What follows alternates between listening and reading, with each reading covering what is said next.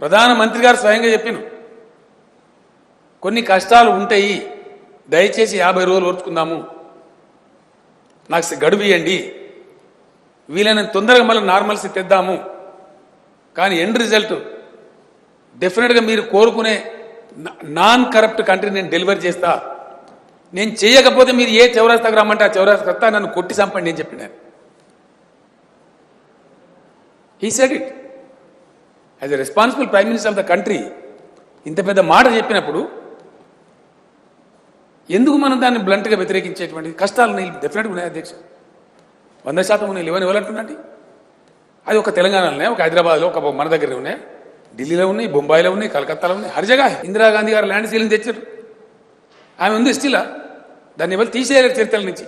ఎవరు తెచ్చిన భూ సంస్కరణలు? ఇందిరాగాంధీ గారు తెచ్చారు, డెఫినెట్గా వారే తెచ్చారు. ఆ భూ పంపిణీ అయింది.